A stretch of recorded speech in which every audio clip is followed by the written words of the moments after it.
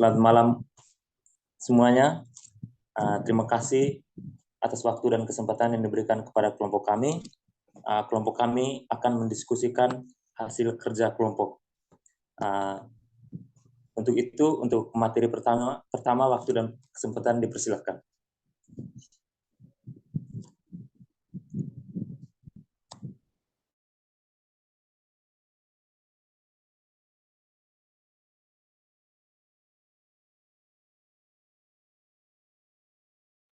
Baik, kita akan masuk pada materi yang pertama, yaitu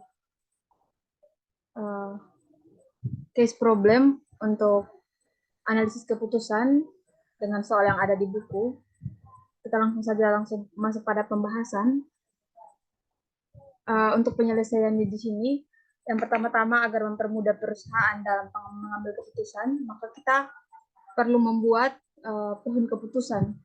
Nah, secara umum, bentuk pohon keputusannya dari proyek yang akan dijalankan oleh perusahaan, ada 5 proyek, tapi bentuk pohon keputusannya itu sama.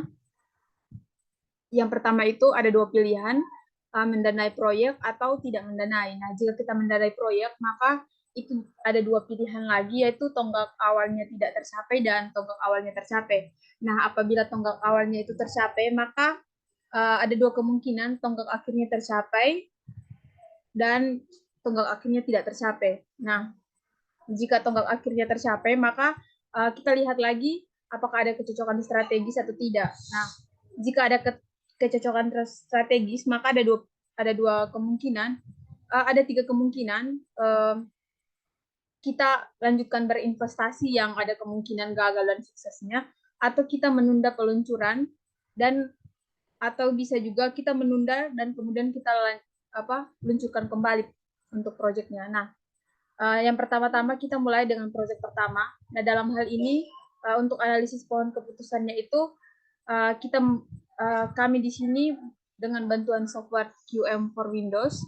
Nah, untuk yang pertama kita akan peroleh nilai harapannya atau yang di sini EMV, yaitu untuk proyek yang pertama itu sebesar 404.800 USA dollar. Kemudian untuk yang kedua sama juga, untuk nilai harapannya itu 737.946 dolar. Kemudian yang ketiga itu 467.591 dolar. Kemudian yang keempat itu 375.640 dolar. Kemudian yang terakhir untuk proyek terakhirnya itu 70.370. Nah, setelah kita memperoleh nilai harapan untuk 5 proyek itu, kita memberikan peringkat dari yang nilai harapannya paling besar hingga yang paling kecil, sehingga di sini untuk peringkatnya itu yang paling tingginya itu adalah proyek 2, kemudian yang kedua itu proyek 3, dilanjutkan dengan proyek 1, dan dilanjutkan dengan proyek 4, dan yang terakhir itu proyek 5. Nah, berdasarkan peringkat ini, maka proyek yang paling direkomendasikan untuk perusahaan adalah proyek 2, karena nilai harapannya itu paling tinggi. Dan mungkin proyek ini direkomendasikan agar dapat dipertimbangkan oleh perusahaan. Untuk materi selanjutnya itu adalah materi teori permainan yang akan dijelaskan oleh pemateri kedua. Ya, baik, kita masuk dalam teori permainan. Teori permainan atau game teori adalah ilmu yang berhubungan dengan pengambilan keputusan ketika 2 atau lebih pelaku yang cerdas dan rasional terlibat dalam konflik atau kompetisi. Model game teori berbeda dengan model pengambilan keputusan dalam kepastian dan pengambilan keputusan dalam risiko. Perbedaannya yaitu yang pertama, pesaing dalam model game teori adalah pesaing yang aktif dan rasional, berbeda dengan pengambilan keputusan dalam model kepastian atau risiko di mana pesaingnya pasif.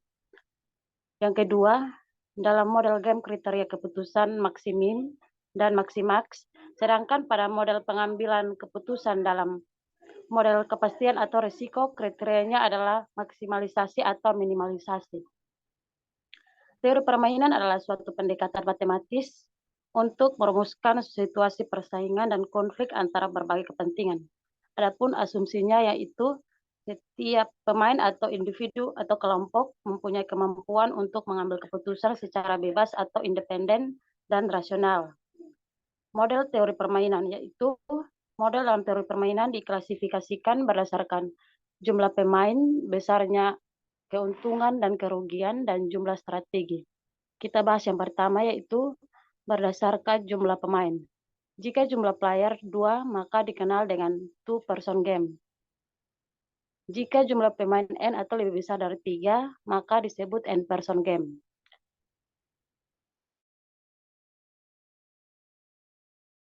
Pertama, model permainan jumlah 0. Yang kedua, model permainan jumlah konstan. Yang ketiga, model permainan bukan jumlah 0. Adapun payoff matrix yang pertama, matriks permainan jumlah 0. Di sini adalah pemain A dan pemain B dengan strategi A1, A2, A3. Pemain B dengan strategi B1, B2, B3. Di mana pemain A atau baris diposisikan sebagai pemenang, pemain B atau kolom diposisikan sebagai yang kalah.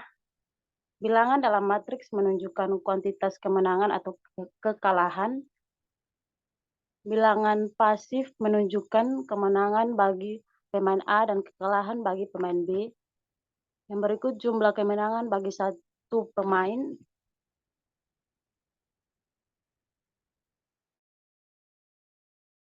Lain. Yang kedua, matriks permainan jumlah K0. Di sini sama juga di atas ada pelaku A, pelaku B. Dengan pelaku A yaitu strategi strategi A1 dan strategi A2. Pemain B ada strategi B1 dan strategi B2. Di mana jika pemain satu menang, yang lain belum tentu kalah. Yang berikut bilangan di depan tanda gelas memiliki pemain A dan di belakang matriks memiliki B. Yang berikut bilangan positif menunjukkan kemenangan dan negatif bagi pemain A maupun B. Baik, pemateri selanjutnya saya persilahkan. Berikutnya adalah contoh kasus strategi murni. Dengan strategi domain. Penggunaan strategi domain digunakan apabila dalam tabel payoff terdapat strategi-strategi yang mendominasi strategi lain. Tabel matriks permainan bisa dilihat seperti pada gambar. Permainan A strategi A1, permainan B strategi B1, B2, B3 strategi A1, A3, A2, A3. Lanjut ke berikutnya sebenarnya. Lanjutkan. Strategi A3 didominasi strategi A1. Dari pemain A pasti tidak akan memilih strategi A3. Strategi A3 dihapus. Tabel matriks permainan strategi A3 dihapus. Tabelnya bisa dilihat pada slide. Lanjut slide berikutnya. Tabel matriks permainan setelah strategi A3 dihapus. Tabelnya bisa dilihat pada gambar. Strategi B3 didominasi strategi B1 dan B2. Tabel matriks permainan setelah strategi A3 dihapus. Bisa dilihat tabelnya bisa dilihat pada gambar. Strategi B3 didominasi strategi B1 dan B2. Jadi permainan B pasti tidak akan memilih strategi B3. Jadi strategi B3 dihapus. Slide berikutnya.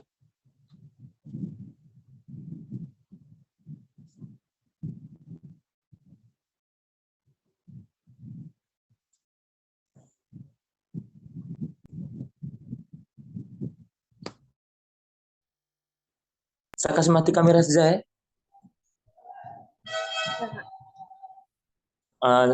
Berikutnya, tabel matriks permainan setelah strategi A3 dan B3 dihapus. Tabelnya bisa dilihat pada gambar pada slide. Strategi A2 didominasi strategi A1. Jadi permainan A pasti tidak akan memilih strategi A2. Strategi A2 dihapus. Slide berikutnya.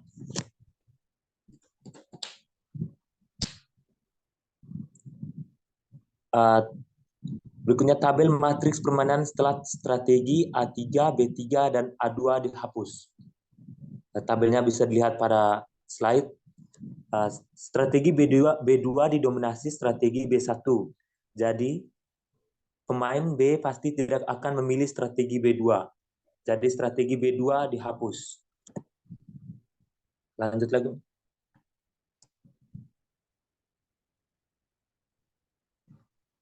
Tabel matriks permainan setelah strategi A3, B3, A2, dan B2 dihapus. Gambarnya seperti pada slide. Di akhir permainan, pemain akan memilih strategi A1 dan pemain B memilih strategi B1.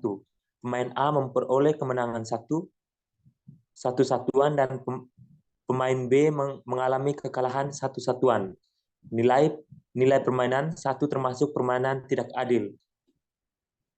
Titik pelana 1. Slide berikutnya.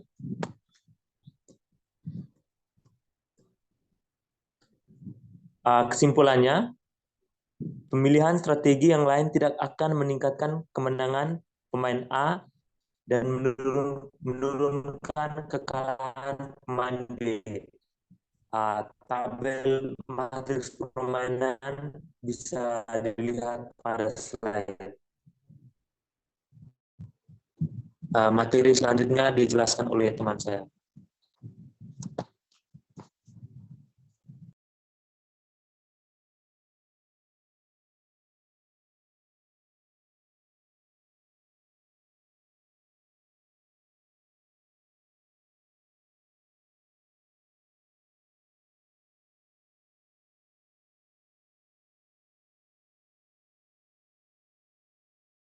Baik, yang berikut kita masuk pada kriteria maksimin atau maksimax.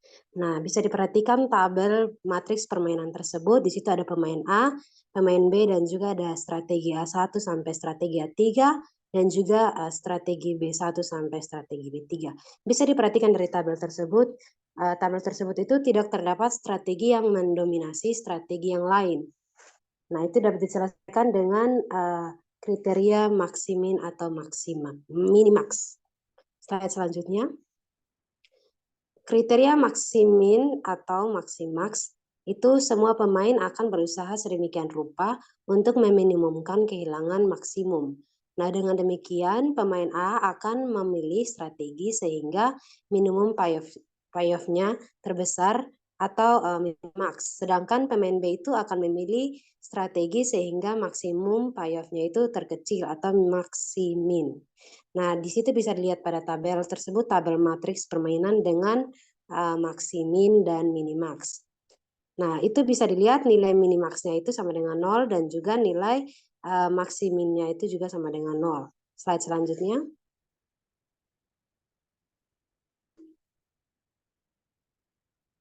Dalam kriteria maksimin atau maksimax ini ada beberapa. Yang pertama itu penyelesaian optimal. Penyelesaian optimal itu pemain A memilih strategi A2 dan pemain B itu memilih strategi B2.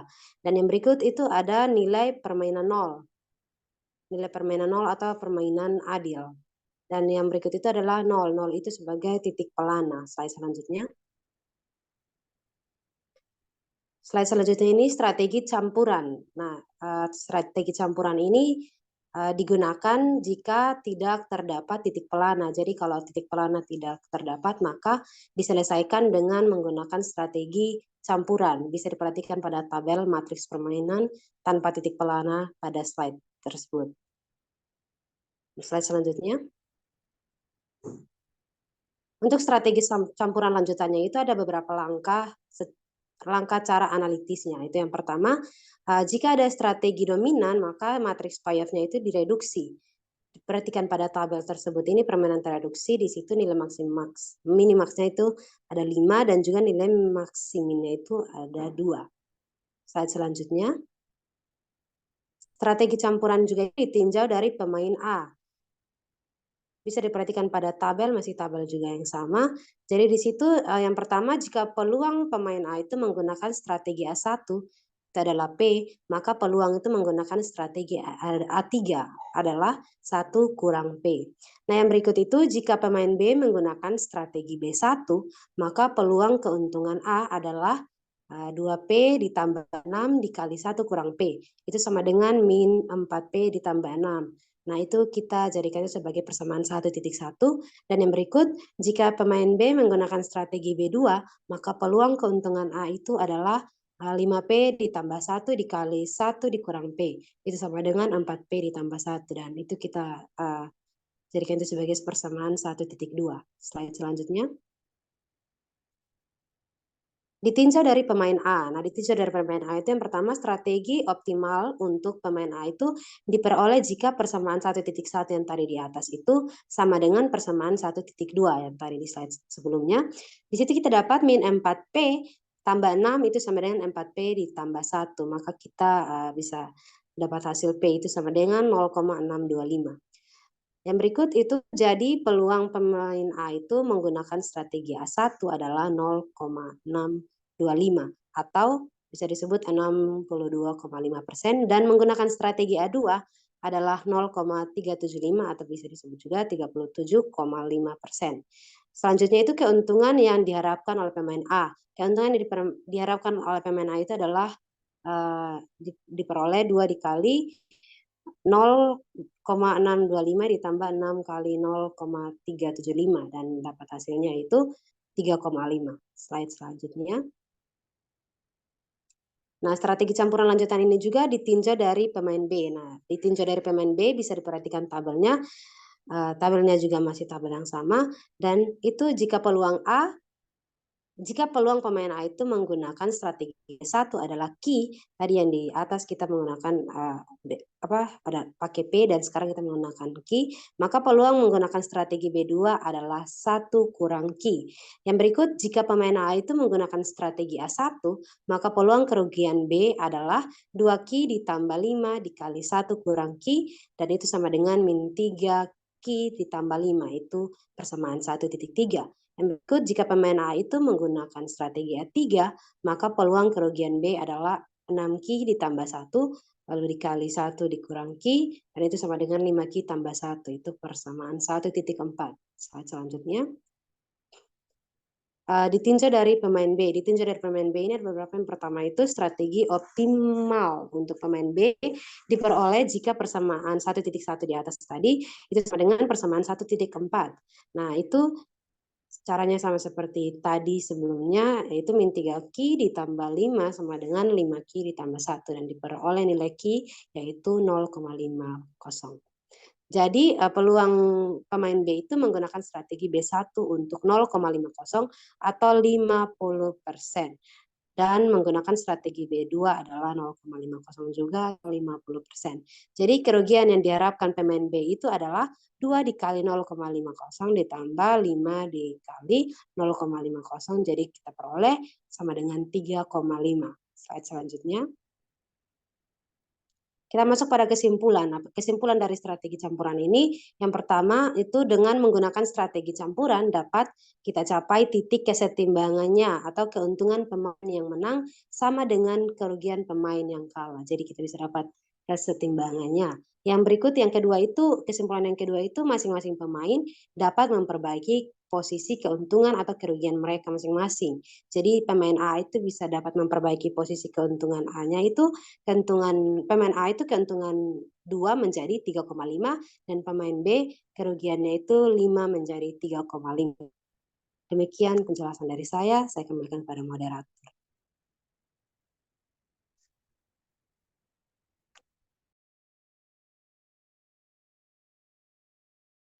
Ya, demikian video dari kelompok kami.